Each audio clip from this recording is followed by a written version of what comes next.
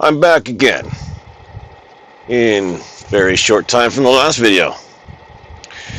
And quite honestly, I shouldn't be doing this video because this lady here, who shall not be named, you know who she is, she doesn't actually deserve any more attention than she's getting, but everyone is giving it to her now for some reason. Oh, the spotlight's back on her because she's showing her stupidity. And most utterly confusing levels of arrogance, as the stupid sometimes do. But, alright. Voldemort, what the hell is that? What's that guy's name that he shall not be named from? It doesn't matter, I'm not a Harry Potter fan. Voldemort? There it is, isn't it? Yeah, that one. Voldemort. Yeah, okay. Female Voldemort. I'm going to address this just like I addressed the other idiot. And good lord. How long is her video? Take a look at the timestamp here. Over 2 minutes. 2 minutes for her to explain something that A, is wrong, and B, could have been summed up in one sentence. Her point of view, again, like all the people pushing the carbon tax, one-dimensional, without any understanding of economics. They actually think they need to talk down to us, pontificate. They're going to stand up on a pedestal and pontificate to us simpletons how carbon tax works, because obviously we don't understand. We don't understand that there's a rebate, you know, for the 20,000th time that we've been told, but there's a rebate. So she's going to tell us again that there's a rebate and take 2 minutes and 6 seconds to explain that point. All right, go ahead, female. One thing the cross-Canada carbon tax protests have made very clear is that a lot of people have no idea how it works. Yeah. Yeah, no idea how it works, right? No idea. Here she goes. She's going to tell us 2 minutes to tell us how it works. I'm going to explain it to you, and then you can all yell at each other. Because you don't have to like the carbon tax, but you should at least know what you have such a strong opinion about. The basic idea of the federal price on carbon is this. Everyone gets a rebate. Okay? Are we on the same page? The amount of that flat rebate depends on a few factors. Thanks, female Voldemort. She's gonna paint this for us so we understand with crayons. Like, do you live with kids, a partner, which province do you live in, and you also get a supplement if you live in a rural area. So once again, based on those factors, you get a flat check if you live in a province that doesn't have its own carbon pricing plan in place. If you do live in a province with its own plan and you don't like how it's being managed, pick it up with the provincial leader. Now, you only pay the carbon tax when you're buying fossil fuels. This is supposed to create an incentive, because if you're spending less money on fossil fuels, you pay less in the carbon tax, which means... Oh, I pause on the best places, don't I? Look at that face only a mother can love. Again, as if we don't realize that that was the intention. Yes, this was advertised as a form of excise tax. I'm sorry, female Voldemort, if you don't understand the word excise. It means to deter someone from using something that is otherwise a vice, or not something you want them to use. All right? Thanks. Okay. But, there's always a but. We're putting an excise tax on something that is a necessity to exist. This is a necessity. It's not, we're going to curb people's, lust for this vice that is known as fossil fuels, because we all want to, stick it in a pipe and smoke it. We've got to be deterred from doing that. No, we use it to heat our homes. I mean, I don't need to go into this. Everybody knows this argument's already been made. It drives the economy. The point is, we can't just go, oh, you know what? We need to haul 60 metric tons gross. Okay, so not 42 metric tons of produce in bulk on a semi-truck. Okay, even Elon Musk's, whatever the hell he calls his truck, it's only rated for 80,000 gross. pounds, sorry. So what is that? 55 metric, 54 metric? I can't do the conversion. Somewhere in there. It's a tandem for hauling a tandem dry van. It's not intended, tandem flatbed, whatever. It's not meant for hauling bulk, heavy loads. We do a lot of that where I'm from here. Okay, Ontario, that's the way the business is. You cannot just overnight say, hey, by the way, we're going to make it so you can only carry 80% of your load and still make the same amount of money. We're in a cutthroat business. We're working on margins of profit that are, in some cases, they end up being in the negative just so we can hold on to contracts. I've been in these companies where we literally have to haul produce with a negative profit just because it helps us keep the contract. All right, hauling less of that material is not an option, number one. Okay, number two, all of a sudden switching everything to electric, also not an option. Trucks can't haul it, but even if they had trucks that could do it to haul 42 metric ton of material on top of the truck and trailer.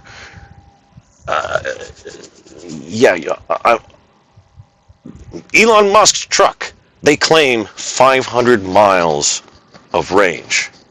Okay, that's not enough. Even if it could do that with the heavy bulk, it's still not enough. And you can't afford to just all of a sudden jump up and replace all your trucks with electric. You can't just afford to jump up and replace your entire system with electric. Besides the fact that it would collapse the electrical grid. It was, I think, now I'm going on memory here, but I think it was the Ontario's Minister of Energy back in something like 2014. He had an interview and he did say that in Ontario's electrical grid, if 5% of the homes, I think this was the number. Try and fact check me on this one. Even if he said 15% of the homes, if 15% of the homes switched from a fossil fuel driven car, an internal combustion vehicle as their daily driver, to an electric car, the grid would collapse. The grid was running 97% capacity. 2014. I don't think they've actually improved that all that much, considering we've built more homes, imported more people, while making nominal amounts of upgrades. Not phenomenal, just nominal. Marginal, even, amounts of upgrades to electrical grid. Okay, we'd collapse the electrical grid. These people live in a fantasy land where you can just all of a sudden snap your fingers and everybody can just have an electric car, and then all the businesses can run with electric industrial vehicles, which is not possible for many of these industries. It's certainly not possible for farming. That is not, I can explain that in another video. It's not even close. Not even close. I mean, you might as well seriously go in front of Parliament and be like, we need to switch to unicorn farts right now to save the planet. Harvest the unicorns. Take their farts. It's not going to happen. That is a funny face, female Voldemort. That is, what are you looking at? You're looking down. Don't look at my crotch. Stop that. Okay, we're going to press play. I don't even know what I'm talking about. Means you get to pocket more of that flat rebate. The idea is by making things pricier up front, people will change their behaviors. And oh yeah, that's what I was talking about. Yeah, we're going to change our behaviors. Oh, that's just a natural face. Make her ugly again. It's important. That's kind of ugly. All right.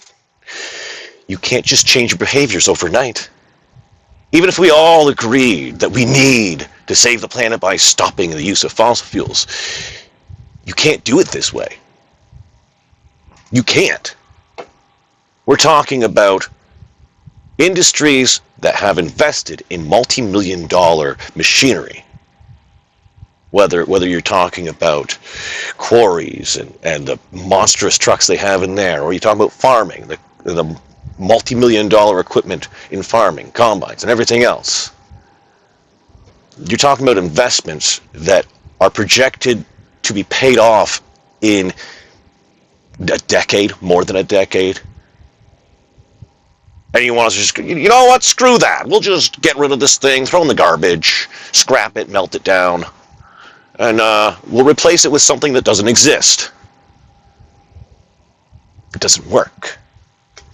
This is so simple. I feel stupid myself having to explain this to female Voldemort. Why do I have to explain it to you? This should be grade school common sense. Please, continue. Only that rebate is not adjusted for income. So someone making less than 50K gets the same flat rebate as a person making 250K. But the odds of the person making 250K spending away their whole rebate is way higher, because the person making less than 50K is almost definitely coming out ahead. Wrong, wrong, doubly wrong. Almost entirely guaranteed, or whatever, I paraphrased, whatever she just said. No. Someone making 50K or under actually is not that bad of an income. Being a single person making 50K, I remember the day that I dreamed to make that much. But no, you will see once you understand how the carbon tax impacts compounding on itself throughout all steps of production in the economy. You don't get more than you put in. These people are too simple and one-dimensional in thinking. They don't understand that the thing that makes our economy and our society possible to run in the way it does, the technology we have, it's all energy consumption. It requires high amounts of energy use to work. And in most cases, the most feasible, the only practical way to have that energy is through fossil fuels, as they call it. Although I can go into a tangent on why fossil fuels is a misnomer, but we'll leave that for now. No. And if you're in a rural area, by the way, the amount that they add for people living in rural areas is 10%. And is going up to 20%. Now, I don't know what happened to my rebate in the last year. The last rebate I remember getting was last summer. And it's supposed to be quarterly. So I don't know what, my checks got lost in the mail or what. But the last check I got was $109. So 10%, and there's no itinerary on it. It doesn't tell you that, you get this plus your rural advantage and everything else. No, it's just, here's what you get. And there's no transparency in that at all. I got $109 if they counted me, and I am in a rural town, and I have a registered farm business, so that should tell them something.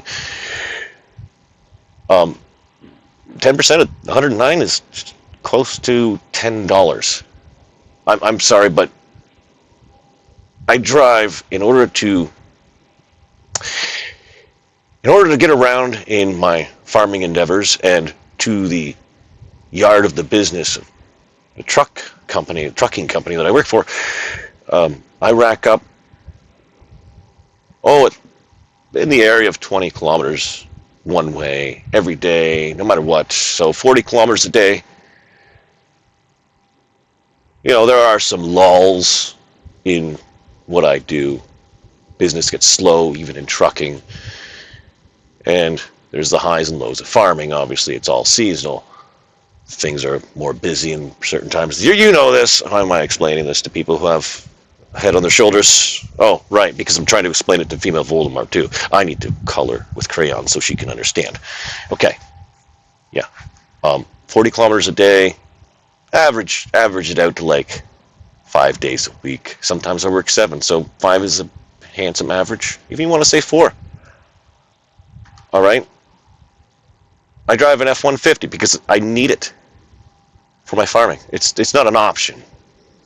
I'm not an IT tech guy who decided I want to prove I'm a man by buying a pickup truck. I need my F-150. So do you really think that in all of my driving, $10 was enough to make up for that. I have a feeling it doesn't. Pretty strong feeling it doesn't. Point is, 50K and under, no, you're not guaranteed to have a higher rebate at all than what you put in.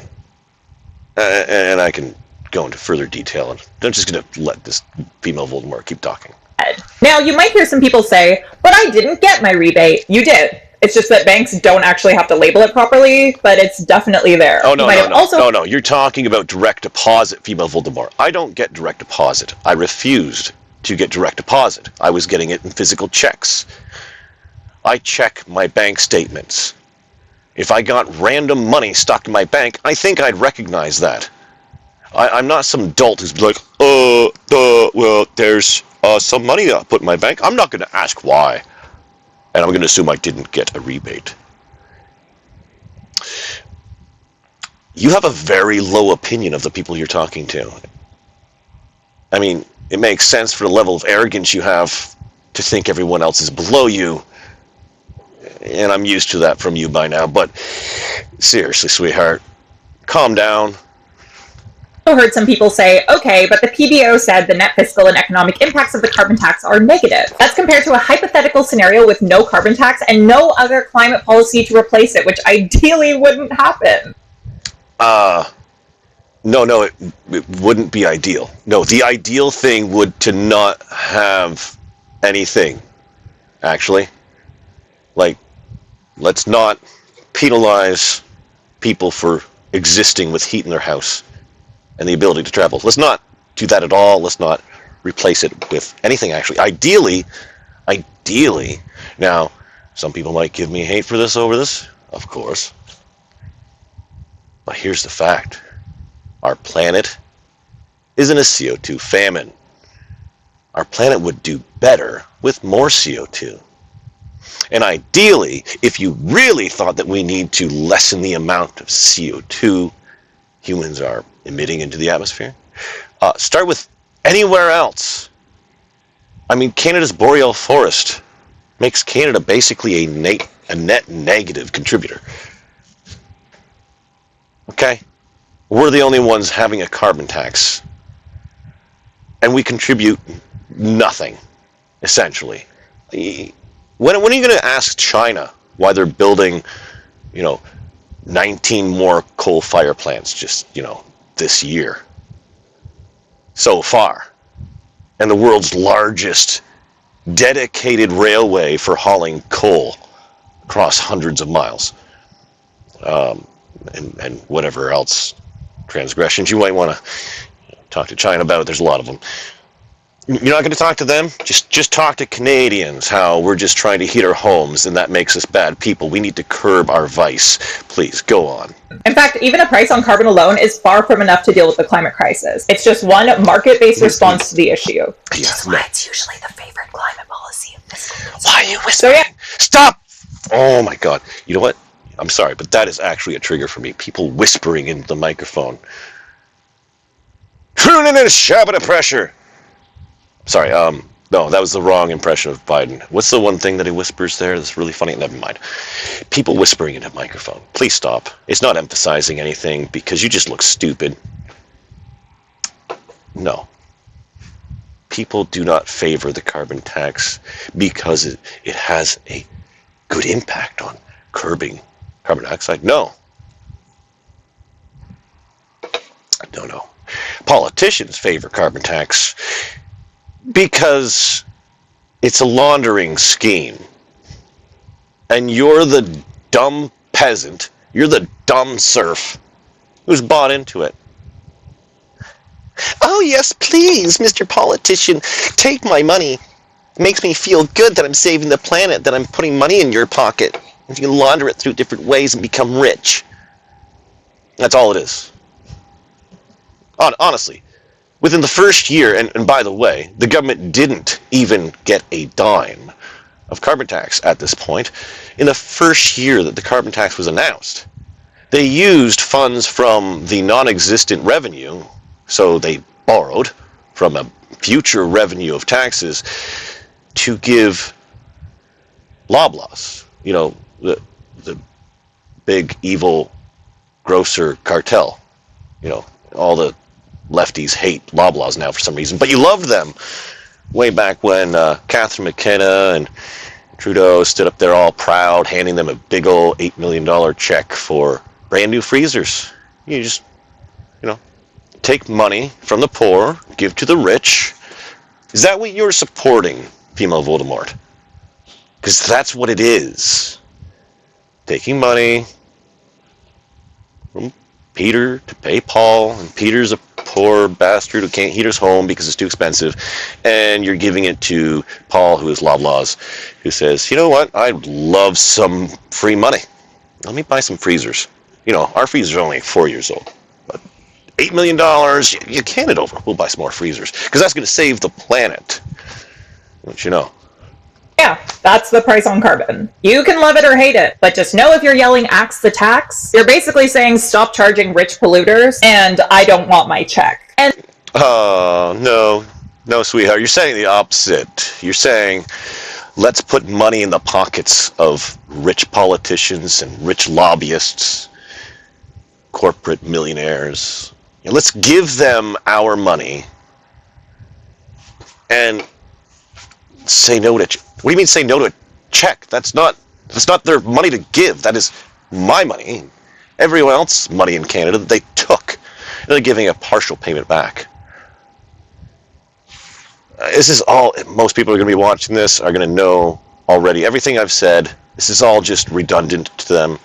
I'm hoping, just please, get it through your head, female Voldemort.